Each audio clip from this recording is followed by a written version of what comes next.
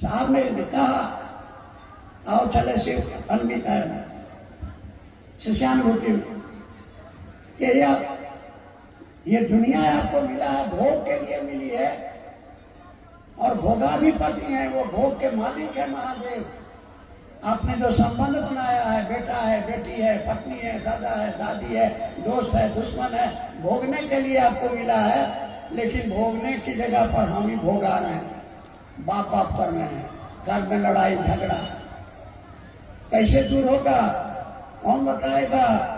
आपको भोगाधिपति वो सिखाएंगे कि जाओ नदी में, जाओ तालाब में, मतलब लेकिन पहले तैरना सीख लो।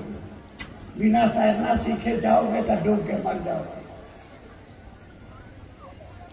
अभी तक गुरु लोग आए, लहसुन मत खाओ, प्याज मत खाओ, वहां मत जाओ, वहां मत जाओ, आई मत करो, हाउ मत करो। यही करते करते आदमी आता है और रोते रोते जड़ से बीता हो जाता है। साहब ने तलाश किया, कहा कि इससे बढ़िया गुरु तो धरती पर है ही नहीं है, और ये कोई नई बात नहीं है, हमारे वेद हमारे पुराण का है, और आपको विश्वास नहीं है तो आजमा के देख लीजिए। साहब ने कहा कि हमने आजमा के देखा कि वो महादेव सुनता है, आपकी बात सुनता है, और आपके पास में भी अनुभव है। बहुत सारे गुरु भाई गुरु बहन हैं जिन्होंने कहा कि हे महादेव, अगर हमारा बेटवा के नौकरी लग जाता ही ना तो चर्चा करेंगे।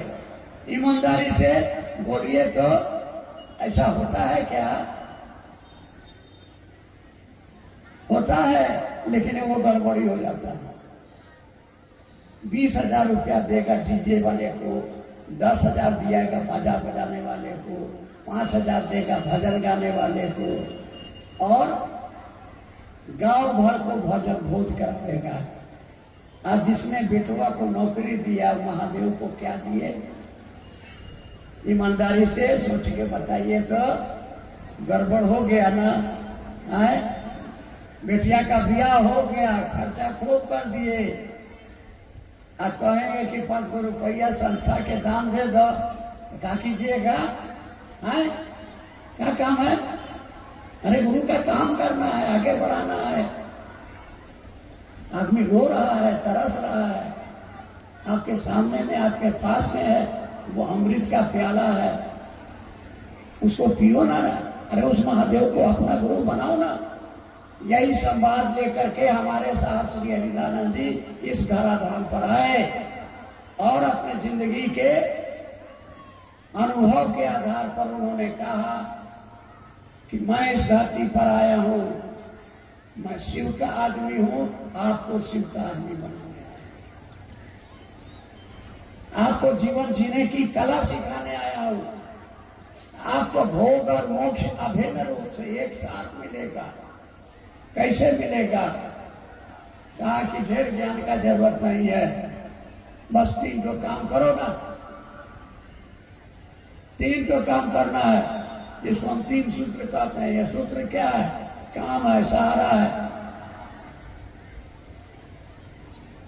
आदमी चलता है दोनों पांव के सहारे, पांव टूट गया, चोट लग गई, तो अब लाठी का सहारा लेते हैं, बैसाखी का सहारा लेते हैं।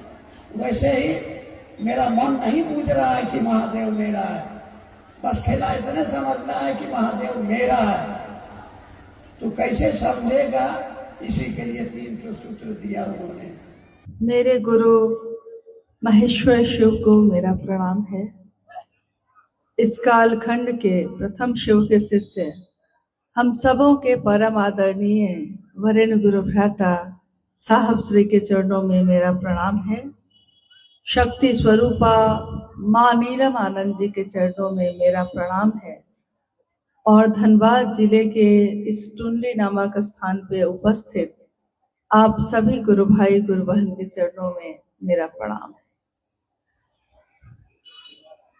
महागुरु महादेव की दया है, और उनके इस दया के कारण इस जीवन में, इस जगत में शिव मेरे और आपके गुरु हुए। महादेव के ईश्वर के रूप में सर्वव्यापी और सर्व प्रसिद्ध रूप जगत में पहले से है। जैसे ही हम कहते हैं महादेव, महादेव का अर्थ ही होता है जो देवों का देव है। तभी सभी देवी देवताओं का भी जो देवता है उन्हीं को कहा जाता है महादेव। जब हम कहते हैं महेश्वर, तो जो ईश्वरों का भी ईश्वर है, यानी महेश्वर है, मुख्य नियंत्रक है, सबको नियंत्रित करने वाला है, उनको हम पुकारते हैं महेश्वर। शिव, शिव ने खुद को शिव नहीं कहा, दुनिया ने ही शिव को शिव कहा, दुनिया ने ही उनको महादेव कहा और दुनिया के लोगों ने ही महेश्वर भी कहा। महादेव के जिस रूप से दर्शन किया, महसूस किया, उसको एक नाम दे दिया। जब देखा कि सब काल के अधीन हैं, सारे लोग काल के अधीन हैं, जिसका जन्म होता है उसकी मृत्यु होती है, जिसके द्वारा कुछ बनाया जाता है एक दिन उसका लय होता है, निर्माण के साथ ही लय की तिथि भी उसी समय तय कर दी जाती है। परंतु एक ऐसी सत्ता है जिस पे काल लागू नहीं होता, इसलिए क्योंकि उनके जन्म का पता नहीं हमें, उनकी मृत्यु का भी पता नहीं, उनके जन्म का नहीं पता कि उनके माता पिता कौन या उनका जन्म कहाँ हुआ, कैसे हुआ, तो दुनिया ने ही उस परम सत्ता को एक और नाम दिया, शंभु, यानी खुद से उत्पन्न हुआ, किसी ने उत्पन्न नहीं किया, जो स्वयं से उत्पन्न हुए।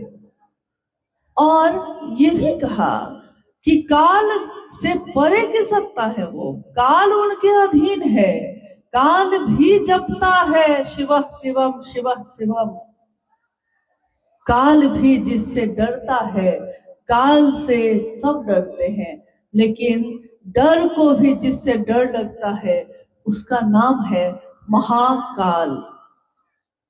वो कौन है? शिव का ही एक रूप। शिव परम सत्ता है। शिव तत्व को आज तक कोई पूरी तरह जान नहीं सका। शिव के शिष्य हुए, शिव के भक्त हुए, परंतु कोई नहीं जान सका कि पूरा का पूरा समग्र स्वरूप शिव का कैसा है।